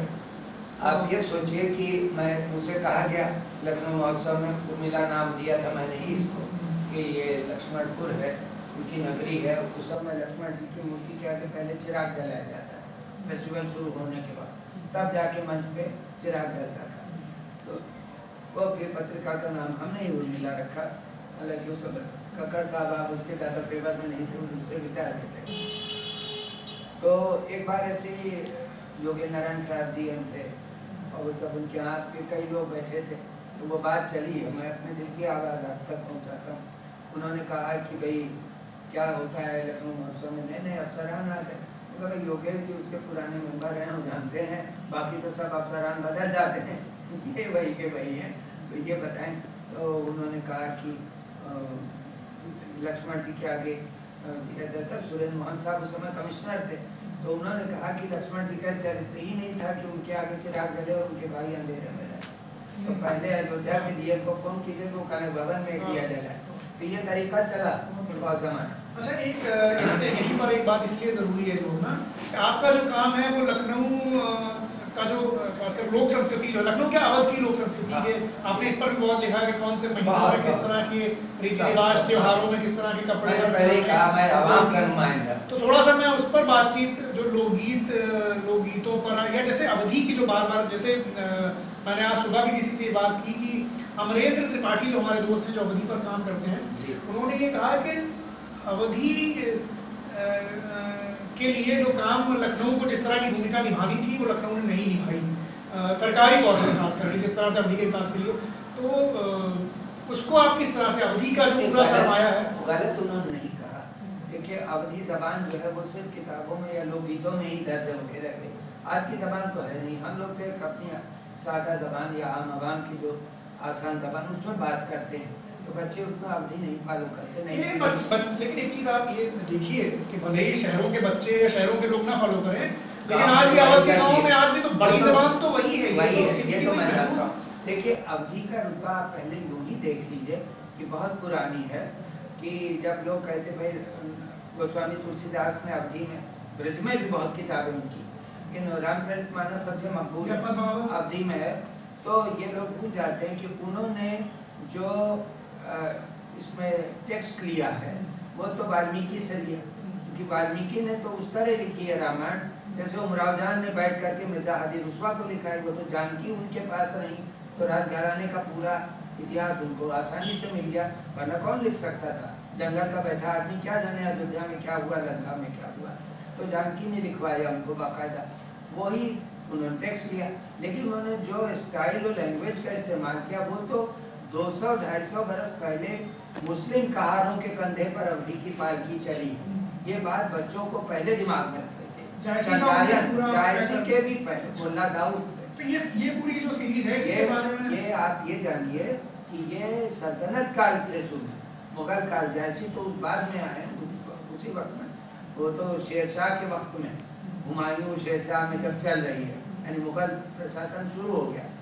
मुल्ला दाऊद ने तो चंदायन, कुतबा, मंझन और कासिम शाह और हाँ वो मतमालती और ये जितनी है पद्मावत सब लिखी गई, मृगावती। तो अच्छा, और देखिए सब अवधि में उसी से अडाप्ट किया उन्होंने, स्टाइल भी लैंग्वेज भी। अच्छा, लेकिन वो ज़रा 200-250 बरस पहले तो थोड़ी दुरूह थी, अवधि थोड़ी क्रिस्ट चल रहा था। लेकिन जैसे का कमाल आज जो हम लोगों के घरों में बहन बोले जाते हैं, रीति रिवाज, तीज त्योहार, और वो आपके 12 मासा, नागमती के वीरा वर्णन में 12 मासा पड़ी, पूरी अवध की तस्वीर उजागर होती है। हर महीने का रंग है, क्या हो रहा है, क्या होता है उसमें, कैसे नागमती उसको याद करती है, कहती है। ये कमाल जायसी का ही। तो जायसी को शेरशाह सूरी के दरबार में बुलाया गया। लोगों ने कहा कि आप इतना बड़ा कवि है, और सोचिए उस जमाने में दिल्ली पहुंचना किस कदर मुश्किल होगा। ये रायबरेली के जज थे, वो एक किसान थे, इतनी ऊंची उतंगी धोती पहने हुए, कुर्ता पहने वैसे पहुंचे, और बहुत हुलिया भी बेहतरीन नहीं था उनका। वो दरवाजे पे जाके खड़े हुए, सारा दरबार हंस दिया, शेरशाह खुद हंस दिया। जब हंस दिया तो उन्होंने वहीं से कहा, घटका हंसे कि को हो रही कहरे सा सुजान, तू घड़े को हंसा है कि कुम्हार को हंसा, इसका जवाब दे। तब उतर के आए और उनको सामान से ले गए। तो जायसी वगैरह का एहसान कोई भूल नहीं सकता। तो जितने ये दिशाशूल और ये रीत रिवाज और नक्षत्रों का बरसे मखा, जब वो कहते हैं ना झकोर झकोरी, हाँ मर्दू नयन छुए जसोरी, नहर की तरह मेरी आंखें बह रही हैं और मघा बरस रहा है। सारी चीजें जायसी ने बहुत अच्छी लिखी। तो क्या लखनऊ ने उस पूरी जो लोक की विरासत थी उसको बिसरा दिया है? बिसरा नहीं। देखिए उसकी बात यह है कि लखनऊ में ये सब चीज़ें अवधि में तो थी, जबान हम लोगों की ज़मीनी अवधि ही है, और घरों में बोली भी जाती थी। लेकिन उसके बाद एक वक्त आया जब खड़ी बोली का विकास हुआ, तो अब नई पीढ़ी तो खड़ी बोली में बात करती, फिर एक कॉस्मोपॉलिटन सिटी ये बन गया। उसके बाद इस समय तो रेला इस कदर है कि पता नहीं कहाँ का आदमी आ गया, बल्कि वो अवधि क्या बात करेगा, संवाद करेगा, वो तो एक वही जबान जानेगा जिसमें हम आप बात करते हैं। इसलिए घरों में हमारे साथ तो तमाम अच्छे घरों की मुस्लिम औरतें बराबर बैठी, वो बताती हमारे तो अब भी वही जबान घरों में बोली जाती। आपको मैं बता दूं अवधि का रुतबा क्या रहा है। एक जिसमें आप जानते हैं नासिरत शर्मा जी, जिनको अभी सम्मान मिला, वो मुझे बहुत मानती हैं। अयोध्या में वो राजा साहब के यहाँ रुकी तो मेरी किताबें पढ़ती थी, और उन्होंने कई बार मुझसे कुछ दरियाफ्त भी किया दिल्ली में रखे। तो वो उस फिल्म में एक वो थी फारूक शेख की मदर बनी उस फिल्म में। अच्छा, मदर बनी है तो मैंने देखा कि फारूक शेख से बात कर रही, मुजफ्फर साहब की फिल्म कमल तो नहीं, कमल नहीं, अंजुमन, हाँ चिकन वर्कर्स, हाँ जो, तो बात करने वो अवधि बोल रही थी, ठीक। तो मैंने उनसे कहा कि आप अवधि में बात कर रही हैं जबकि आप एक मुस्लिम घर की लेडी हैं, क्यों? तो उन्होंने कहा कि एक ज़माने तक शरीफ औरतें उर्दू नहीं बोलती, सब मुस्लिम अवधि ही बोलती, क्योंकि फिर मैंने उसको जाना अपनी स्टडी से कि जो उर्दू ज़बान है वो बाज़ारों में मतलब निकली जन्मी, और वहीं पर से वो सौदागर आते थे, यहाँ के लोगों से सामान देते थे, तो अवधी और फारसी मिलजुल करके उर्दू ज़बान, तो सबसे पहले वो कोठों की जीनत बनी। तो उन्होंने कहा अब उर्दू सिर्फ डंडियाँ बोलती, शरीफ घरों की औरतें नहीं बोलती। ये उन्होंने मुझसे साफ कहा, क्योंकि वो ज़बान पहले उनके पास पहुंची, उन्होंने उसे अडॉप्ट कर लिया। तो बहुत बाद में जब उस पर लिटरेचर बनने लगा, लोग ये सब लिखने लगे, तब ये लोगों तक पहुंचा।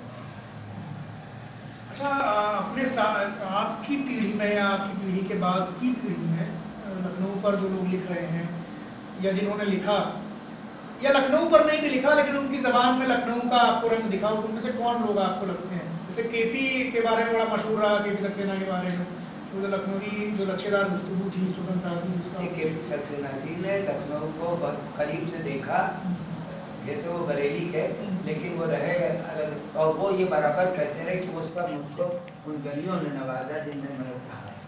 वो आप जानते वजीरगंज में बहुत जमान मेरे घर आते जाते, वहीं से उनको ये सब चीज़ें हासिल हुई। ये कोई वह जा करके स्कर्ट में रह करके नहीं लिख सकता, तो उनको, और इसमें वो माहिर भी है। और कौन से लोग जो लखनऊ पर लिखने वाले या जिनकी ज़बान में आपको लगा कि लखनऊ का रंग दिखा, शहर के लोग? देखिए उसमें क्या होता है कि आदमी अपनी तरीके से उसको, वो जनता का प्रतिनिधि नहीं बन पाता कि हमारे पब्लिक की ज़बान असली क्या है और उसके मुहावरे क्या हैं, तौर तरीके क्या हैं, रंग क्या हैं। वो खाली एक अलग तरीके से लिखता है, कोई एडाप्ट करती कि मैं अवधी में लिखूँ, मैं हिंदी, तब वो बात बनती नहीं जब तक उसमें अपनी महक नहीं होती इलाके की, उस समाज की। ये बड़ी ताकत होती है। मेरा पर्पज ये कभी नहीं रहा कि मैं अपने को कभी घोषित करूँ या लेखक घोषित करूँ, क्या जो भी लिखूँ वो दिल की आवाज़ हो और दिल में उतर जाए, तब तो हम अपने आप को कामयाब समझेंगे। और कुछ तो आपने तो खंडे महाकाव्य भी लिखा, अपराजिता जैसा, और एक नॉवल। आप ये देखिए मेरा बांसुरी मेरी जो किताब है कृष्ण का काव्य है, उसमें वो उर्दू और अपराजिता खड़ी बोली में, खड़ी बोली अवधि के भी, अवधि का भी संग्रह है शायद, आप अवधि कविताओं का? या नहीं, अवधि में तो नहीं, वो तो बात अलग है कि यहाँ के 30 त्योहारों पे टेलीविजन में और रेडियो में हमसे लिखवाए जाते हैं, और कहा जाता है कि कोई है नहीं, वही गिने चुने गाने बार बार गाते लोग, तो हमसे होली पे लिखा है या कभी सावन में लिखवाए गए, तो हमने उनको उसी रंग में लिखा, तो लोगों को अच्छा लगा। अच्छा, फिल्मों में भी आपने थोड़ा सहयोग दिया, वो आशा भोसले ने एक दो फिल्मों में मेरा गाया, तो वो फिल्म बन नहीं पाई, सौदा फिल्म थी, उसमें लिखे मेरे गीत, मैंने जगह जून में ये बरखा की आई है बाहर, वो मेरा लिखा है। अब आप देखिए उसका भी, हाँ वो मुझसे लिखा है। मजरबाद पे 4 लोगों के 4 गाने, एक शेक्सपियर का है, एक जिगर मुरादाबादी का है, एक अमीर खुसरो का है, एक योगेश प्रवीण का है। 3 फिल्मों से आपका ताल्लुक कैसा? ताल्लुक तो ज़्यादा नहीं रहा, 3-4 फिल्मों में सहयोग रहा। मैं कभी उधर कर मैंने रुख नहीं किया, उन्हें जो मुझसे लेना था वो उन्होंने हासिल किया। और उसके लिए इलस्ट्रेटेड वीकली में बहुत बड़ा कारण लिखा था बेनेगल ने कि जितनी डेप्थ ऑफ कलर है उस फिल्म में, जितना भी रंग है, तो वो सब योगेश प्रवीण जी की देन है, जो मैंने उनसे पाया कि उस समय अलग अलग के लोग थे, उसको उस तरह किया। सुधा मल्होत्रा ने मेरे गीत गाए हैं, उषा मुनकर ने गाए हैं, अनूप जलोटा ने गाए, उदित नारायण ने भी गाए भजन। इस सब में हमारे रिकॉर्ड है LP सब में। अब सर इतना लिखने के बाद और इतनी शोहरत भी पाने के बाद कुछ चीज़ें हैं जो आपको लगता है कि नहीं अभी इन पर काम करना बाकी है, या अभी ये मंजिल तय करनी बाकी है? नहीं, हमें ऐसी कोई बेचैनी नहीं है, लेकिन यह है कि हम ये चाहते थे कि नई पीढ़ी तक उसकी पहचान पूरी उसको मिल जाए, और उसको लेके बच्चे या हमारे आगे जो फर्जंद हैं वो उस पर ज़्यादा, जैसे एक नमूना हमारे बगल में इस वक्त है, ज़्यादा अच्छा काम करेंगे। देखिए हर आदमी की अपनी अलग खुशबू होती है, तो वो उससे सराबोर हो जाता है। तो हमने भी अपने बड़ों से जो पाया वो हम पर कर्ज है, जो हम अपनी नई पीढ़ी के हवाले करना चाहते हैं। कोई एहसास है महरूमी, कोई वंचना का एहसास, कोई मलाल? नहीं, ये तो मेरे अंदर शुरू से ताकत है कि मैं कभी भी इस दुनिया को बहुत ज़्यादा मानता ही नहीं, मेरा सोच ही अलग है। मैं मटीरियलिज्म को बिल्कुल ही नहीं कुछ दिखा रही है, कोई बड़ी सूफियाना बात नहीं कर रहा हूँ। एक सच है, वही मजबूत रखता है अंदर से। मैंने कभी किसी पदार्थ की, कभी किसी बहुत सुख सुविधा की, क्योंकि मेरे यहाँ मेरे परिवार में सब ऐसे, कोई मुझे पूना में रखना चाहता है, कोई गुड़गांव में, कोई सब अच्छे सब, लेकिन मैं जहाँ हूँ, जैसे हूँ, जिस हाल में हूँ, वहीं मैं मस्ती के साथ अपने अंदर जो एक प्रकाश है, जो ताकत है, उसके साथ जीना चाहता हूँ, उसी के साथ काम करना। मुझको ये बात पक्की मालूम है कि ये सारी चीज़ें सुख सुविधा की मोहताज नहीं होती। अगर ऐसा ही होता विपरीत दिशाओं की, तो राम वनवास के बाद ही लंका जीत सकते, महल से निकल के नहीं। और जब उनके घर वाले महल से निकल के गए तो लवकुश से हार गए, क्योंकि वो जंगल से निकले थे, ये महल से निकले थे। इतना पांडवों के महाभारत में भी जब वो वनवास और ज्ञातवास थे, तभी वो काबिज हुए थे। जो मशक्कत से दूर रहता है वो उससे।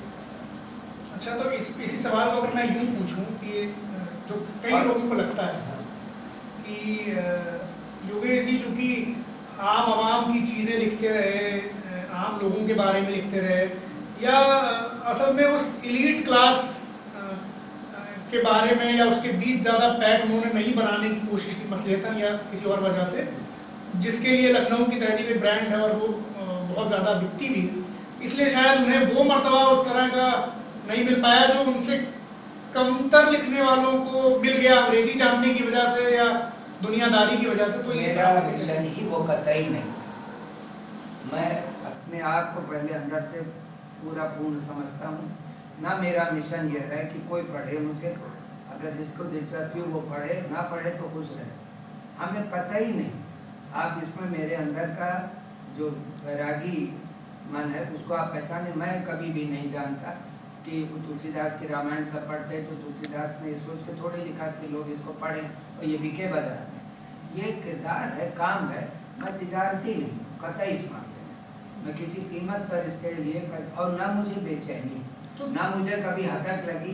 सब लोग यही कहते कि आपको मैं बता दूं, एक मेरे साथ थे, उनको ये हो गया था, मैं नाम नहीं लूँगा, कि मुझको पद्मश्री मिलेगी। तो कहने लगे आपने कोशिश नहीं की और मैंने की और मुझको अपनी मिल जाए। मैंने कहा वो ज़रूरी नहीं ना मिले। वो बिल्कुल उनको कहीं से गलत फहमी हो गई, और वो जो उससे टूट के बीमार हुए तो वो आज तक अच्छे नहीं। उनको 3-4 बीमारियाँ के बाद गए सिर्फ किसी के। तो मुझको मेरा काम, मैं कर्मवादी हूँ, कर्म करना मेरा धर्म है, मैं काम करूँगा और करता रहूँगा, लेकिन मुझको वो तराजू लेके मैं कुछ नहीं करता। पद्मश्री, ये सवाल तो आपके बारे में भी बहुत लोग उठाते हैं कि आपको पद्मश्री मिलनी चाहिए थी और मिलना चाहिए था और नहीं मिला। तो मैंने आप कैसे देखते हैं? मेरा कतई कोई भी ज़्यादा दिलचस्पी यकीन न सरकार पे है न दरबार पे है। मैं जनता का आदमी, जनता के लिए जीता मरता हूँ, और बाकायदे मुझको अगर ऐसा होता तो मैं खतिया लग गया होता, ये अब तक खत्म हो चुका होता। लेकिन आप जानते हैं कि मैं कतई अगर किसी ने मुझसे मोहब्बत से बात की और मेरी इज्जत की, तो मेरे लिए उससे बढ़कर कोई एजाज़ नहीं। और मैं ये सरकारी बातों, ये मिल जाए वो मिल जाए, इसकी तो कोई इंतहाई नहीं होती। वो कहा नहीं कि सेठ जी को फिक्र है कि 10-10 कीजिए, मौत आ पहुँची कि हजरत जान वापस कीजिए। तो मैं इस तरह की चीज़ें लखनऊ से खूब पढ़ा हूँ, तो मुझको पता ही नहीं। चलिए सर, मैं तो यही उम्मीद करूंगा आपके शिष्य के नाते, आपके पाठक के नाते और आपके जो खिदमात हैं उनको देखते हुए, समझते हुए कि आपको पद्मश्री नहीं और भी जो आपकी जो आप डिज़र्व करते हैं वो सब मिले। और मैं यहाँ पर एक चीज़ जो कहना चाहूँगा वो ये है कि मेरे जैसे बहुत सारे लोग हैं जो आपको पढ़ के लिखना पढ़ना सीखे हैं, जिन्होंने ये कोशिश की है कि उनकी लेखनी में आपका रंग आए, और अभी तक की कोशिश करते हैं। मैं इस पर फख्र महसूस करता हूँ कि मेरे पास मेरा ऐसा शागिर्द बैठा है जो कि चिराग से चिराग जलता है, चिराग हमेशा जलता रहे। मैं यही एक आरज़ू है। आखिरी में सर एक बस आखिरी सवाल कि आपसे अगर मैं ये पूछूं कि लखनऊ का तसव्वुर आपके लिए क्या है, लखनऊ क्या है आपके लिए, तो आप कैसे डिफाइन करेंगे अपने अंदाज में कि लखनऊ क्या है? लखनऊ जिंदगी का सलीका है, जिसने उसको जीना जाना है और उसी के करीब है। यह कोई यहाँ पे सौदेबाजी या कोई तिजारत या किसी किस्म का नफ़े नुकसान का किस्सा नहीं होता है। ये दिल की दुनिया है और यहाँ हर तरह से मेरे जो कसीदे पढ़े जाते हैं रेडियो पे, आप सब सुनते होंगे। ये सच है जिंदा दिली की कोई किताब है तू, अदब का हुस्न हुनर का हसी शबाब है तू, सरे चमन तेरा जलवा है वो गुलाब है तू, लखनऊ आज भी दुनिया में लाजवाब है तू।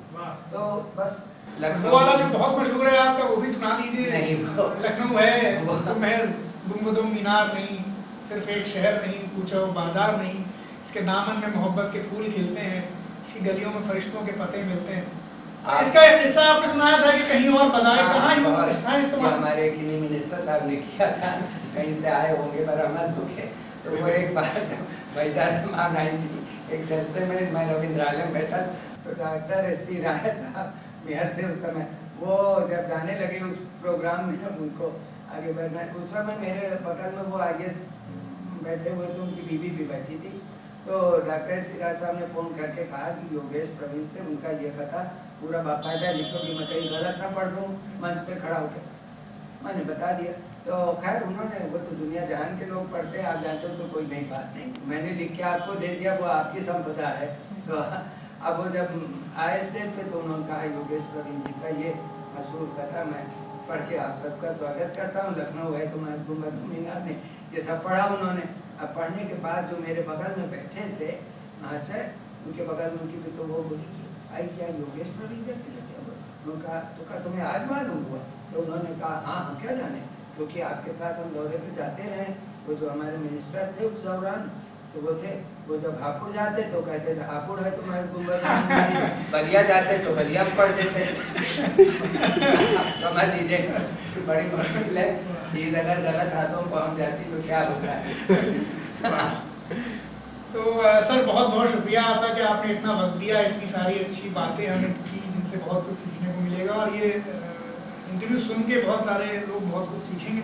बहुत शुक्रिया। लखनऊ के लिए आपको एक दुआ के तरीके से बताता जाता हूँ, कहना चाहूँगा, वही रूप और धूप, वही रंग और रोशनी, वही दोस्ती की खुशबू, मोहब्बत की मोहनी, वही ठुमरी कथक और तिहाई की चोट, वही ठुमरी कथक और तिहाई की चोट, सितारों भरे आंचल, कटारी की गोट, चिकन के करिश्मे सजाए बदन, जरीदार जलवे जमा अंजुमन, अपने दिल नाशाद को आशाद करें हम, आओ कि लखनऊ को जरा याद करें। वाह वाह वाह, क्या वाह, बहुत बहुत बहुत उम्दा। मैं तो इस लायक भी नहीं हूँ किताब दे पाऊँ, और शुक्रिया अदा कर सकता हूँ कि आप आए, आपने इतना वक्त। आप सब मेरी पूरे जीवन की संचित एक कमाई, नई पीढ़ी हमको अपने साथ या को आगे रखती है और हमारा ख्याल रखती है। हमें इन चिरागों से बहुत बहुत उम्मीद है कि सब झिलमिलाते रहेंगे हमारे पास।